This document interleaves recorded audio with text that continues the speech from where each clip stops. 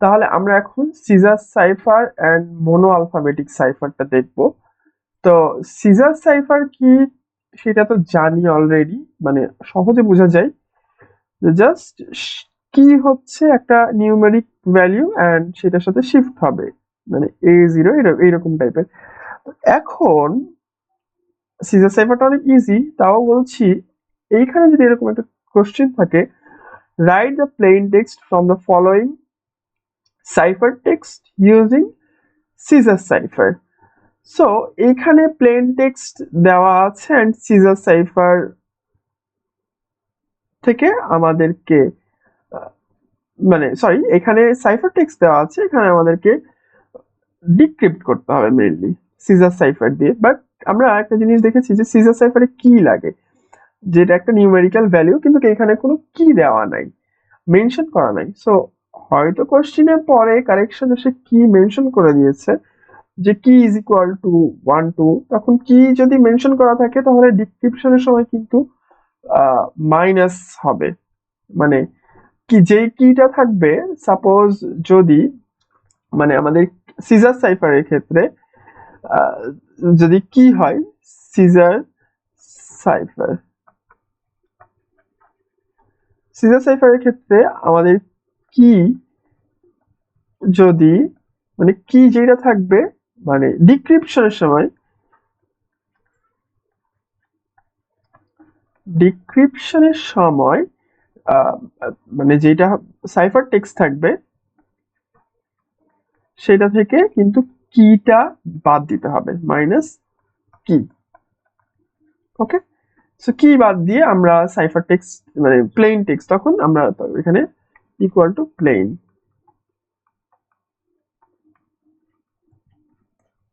যখন আমরা plane text পেয়ে যাব, আমরা তখন প্লেন টেক্সট পেয়ে যাব সিজার সাইফারের ক্ষেত্রে।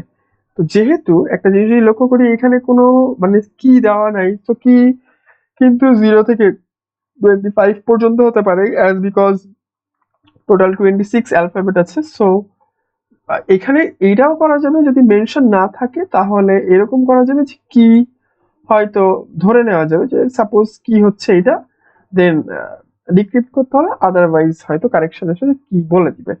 তো এটা নিয়ে যেন মানে কোনো কনফিউশন না হয়। একটা গেল হচ্ছে এটা সিজার সাইফার।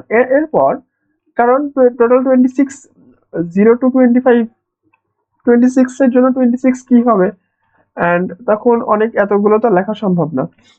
এটা গেল সিজার সাইফার। এখন আসছে হচ্ছে monoalphabetic cipher. Monoalphabetic সাইফারটা কি? মোনো আলফাবেটিক সাইফার যদি আমরা একটু লক্ষ্য করি তাহলে হচ্ছে এরকম, আমাদের সিজার সাইফার যখন আমরা করলাম, আমরা যখন সিজার সাইফার করছিলাম তখন কিন্তু একটা জিনিস লক্ষ্য করলাম যে আমাদের একটা কি দেওয়া থাকে অ্যান্ড প্লেন টেক্সট যেটা হয় সেটা কি ওয়াইজ শিফট করে। সো এ যদি আমরা কি3 নিই, এর ভ্যালু যদি 0 হয়, বি হচ্ছে 1, সি হচ্ছে 2, ডি হচ্ছে 3। সো এর জায়গায় ডি চলে আসবে। হ্যাঁ, যদি আমরা একটু লক্ষ্য করি যে সিজার সাইফারে যদি সরি কই সিজার সাইফারে, হ্যাঁ সিজার সাইফারে যদি কি সাপোজ 3 হয় তাহলে a is equal to plain text a, cipher text হচ্ছে ডি 3 তে আছে তাই। So, এটা ছিল সিজার সাইফারের ক্ষেত্রে। এখন মোনো আলফাবেটিক সাইফারের ক্ষেত্রে প্রত্যেকটাই চেঞ্জ হবে। সেটা হচ্ছে এরকম ভাবে, সাপোজ আমাদের A to Z আছে, A B C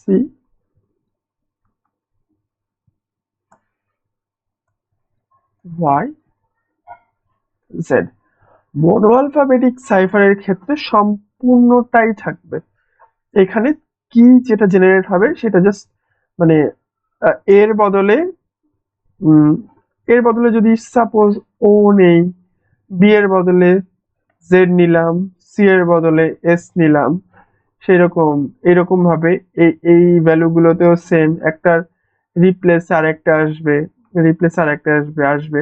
then Z এর বদলে সাপোজ পি নিলাম, এটার বদলে আই নিলাম, ঠিক আছে।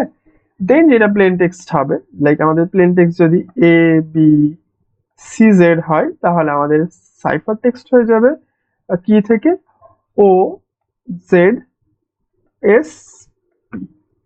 এইটা আসবে। এখন এইটা হচ্ছে বেসিক এনক্রিপশনের টেকনিক। ডিক্রিপশনের টেকনিকও মানে এইভাবেই, যে যেটা যেরকম ছিল সেইভাবে ডিক্রিপশন হবে।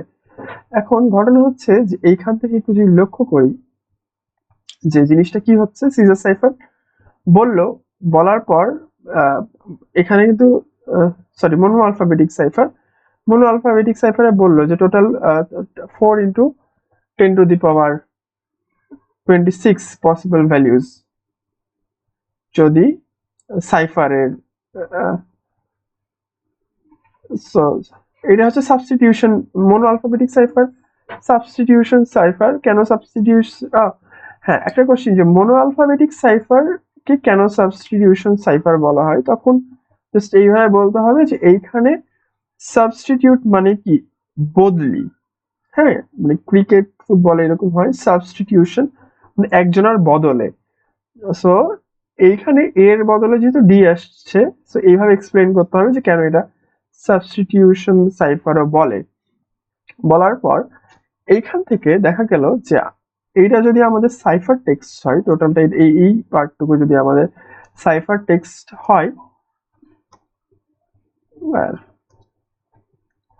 এই পার্টটুকু যদি আমাদের সাইফার টেক্সট হয়, তাহলে মেইনলি কাজ কি হবে, কাজ হচ্ছে এখান থেকে এরকম ভাবে যে এই সাইফার টেক্সট থেকে প্লেন টেক্সট মানে ডিক্রিপশন টেকনিক কি, প্রথম কয়েকটা ভ্যালু এই টেবিলের সম্পূর্ণ ডিক্রিপশন সম্ভব না, এখানেও কিন্তু সম্পূর্ণ ডিক্রিপশন দেখায়নি। এই টেবিলের আমরা যদি একটা কিছু কিছু মানে ভ্যালু নোট করে রাখি, অ্যাটলিস্ট প্রথম 5টা, যে সর্বোচ্চ হাইয়েস্ট পিকে আছে হচ্ছে ই, ওকে নিলাম ই, তারপরের পিকে আছে হচ্ছে টি টি, তারপরে আছে হচ্ছে এ এ, তারপরে আছে হচ্ছে ও ও, তারপরে আছে হচ্ছে আই। 5টা নিলাম, ওকে, এই পার্টটুকু। তাহলে এই পার্টটুকু নেওয়ার পর আমরা এইখান থেকে এই সম্পূর্ণ যেই জিনিসটা আছে সেখানে টোটাল কতটাগুলো অ্যালফাবেট আছে অ্যান্ড কার রেশিও কতখানি, মানে ম্যাক্সিমাম পার্সেন্টেজ এখানে বের করেছে যে পি 13.33% আছে, সেখানে সর্বোচ্চ আছে পি। এটার সাথে আমরা কল্পনা মানে তুলনা করব হচ্ছে ইংলিশ ল্যাঙ্গুয়েজে অ্যালফাবেটদের যেই ফ্রিকোয়েন্সি, রিলেটিভ ফ্রিকোয়েন্সি, আমরা জানি যে ই সব থেকে বেশি আছে ইংলিশ ল্যাঙ্গুয়েজে, অ্যালফাবেটের মধ্যে ই সব থেকে বেশিরভাগ ইউজ হয়। তাহলে যেখানে যেখানে এইখানকার যেখানে যেখানে আমাদের পি আছে সেখানে সেখানে আমরা ই করে ফেলবো, ঠিক আছে। তো পিই পিই পিই, সো পিই করে ফেললাম। তারপর সিমিলার ভাবে পি এর পর জেড বেশি আছে, জেড কে টি ধরবো, কারণ তারপরে ফ্রিকোয়েন্সি টি এর হ্যাঁ টি এর রিলেটিভ ফ্রিকোয়েন্সি বেশি, তাহলে পিটা হচ্ছে ই, জেড কে ধরলাম টি, ওকে হলো। সিমিলারলি এস কে ধরলাম হচ্ছে আমাদের এ অথবা ও, সাপোজ এই ধরলাম এ অথবা ও, আবার ইউ কে হচ্ছে ও ধরলাম, অ্যান্ড ফাইনালি অথবা এ কে এরকম, অথবা তোমার আমাদের এইরকম মানে ও কে এই 1 2 3 4 ওকে আই ধরলাম, এই ওটাকে আই ধরে নিলাম। সো এরকম করে বসাতে পারবো আমরা। সো আবার এরকম ভাবেই লিখতে পারি যে সাবসেট প্লেন টেক্সট লেটার, হ্যাঁ প্লেন টেক্সট লেটার এই ফ্রিকোয়েন্সি গুলো হয়তো এরকম ভাবে নিলাম, বা এরকমও বলতে পারি যে আমাদের ও এস ইউ ও এর জন্য আমরা মানে এখান থেকে এ ও আই, আরো যাদের রিলেটিভ ফ্রিকোয়েন্সি বেশি এ ও আই, দেন এখানে একটা কার রিলেটিভ ফ্রিকোয়েন্সি এটা বেশি ছিল এন, দেন এইচ, সরি এন, দেন এস, এদের রিলেটিভ ফ্রিকোয়েন্সি বেশি, এরকম সাবসেটও নিতে পারবো। এত বেশি না বলে ডিরেক্টলি বলে দিই, সাবসেট নিতে পারবো। নিতে পারার পর বলে ফেললাম, প্রথমে তো যদি ইয়া করে কি বলে সম্পূর্ণ দেখাতে হবে না, যদি আসে, যদি এইরকমটা আসে তাহলে প্রথমে রিলেটিভ ফ্রিকোয়েন্সি যাদের বেশি অ্যাটলিস্ট 5টা থেকে অ্যাটলিস্ট 3টা বসানোর পর আমাদেরকে এইটা বলতে হবে যে যেসব ওয়ার্ডগুলো ইংলিশ অ্যালফাবেটে টিএইচ, তারপর এইচ ই, এই সবগুলো রিলেটিভলি বেশি ইউজ হয়। হ্যাঁ, টিএইচ বেশি ইউজ হয়, এইচ ই বেশি ইউজ হয়। সো যেখানে যেখানে এইরকম আছে, তো আমরা সেইখানে টিএইচ এগুলো দিতে পারবো। কল আসছে, হ্যাঁ একটু ধরি। তো যেটা ছিল যে হি, দি, তারপর টিএইচ, এইচ ই, এই জিনিসগুলো যেগুলো থাকবে সেগুলোকে একসাথে মানে যেই ইয়াগুলো থাকবে, সাপোজ জেড টিএইচ এর ফ্রিকোয়েন্সি বেশি হয়, তো যেখানে যেখানে পাশাপাশি সিমিলার ওয়ার্ড বেশি পাওয়া যাবে সেগুলোকে টিএইচ ধরা যাবে। যেমন আমাদের টি এর কাউন্ট সব থেকে বেশি ছিল, সেটা হচ্ছে প্রথমে দ্বিতীয় নাম্বার যে জেড সমান টি, তো জেড সমান টি বসিয়ে ফেলেছি, তারপরে Z W, Z Z W Z এর পর যেই সব জিনিসগুলো বেশি আছে, জেড তো টি, টি ধরলাম, তারপরে জেড এর পর ডাব্লিউ আছে। এখন জেড ডাব্লিউর এইচ এর ফ্রিকোয়েন্সি বেশি হবে, তার মানে জেড সামথিং এর ফ্রিকোয়েন্সিটাও বেশি হবে। তো জেড এর পর দেখা যাবে যে ডাব্লিউ বেশিবার সংখ্যক আছে। কোথায় কোথায় জেড আছে, এই তো জেড, তারপরে জেড ডাব্লিউ, জেড ও, জেড ভি, আবার জেড এস, তারপরে তারপর এই তো জেড ডাব্লিউ।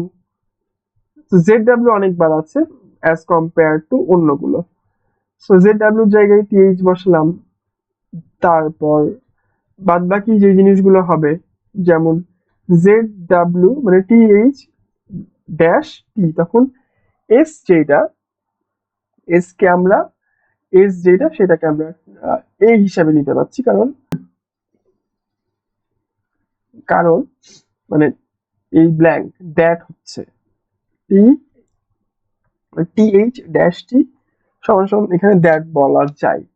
আবার এখানে পিটাকেও প্রথমে আমরা পি কে ই ধরে ফেলেছিলাম, সো জেড ডাব্লিউ পি, তার মানে হচ্ছে টিএইচ ডি হচ্ছে এই জিনিসগুলো। তো এরকম করে একটা টেম্পোরারি মানে কাছাকাছি জিনিসপত্র বানাতে হবে। বানানোর পর বলতে হবে যে এইভাবে ডিক্রিপশন হবে। সম্পূর্ণ ডিক্রিপশন মোনো আলফাবেটিক সাইফার দিয়ে আসলে করা সম্ভব না। এটাই ছিল মোনো আলফাবেটিক সাইফার।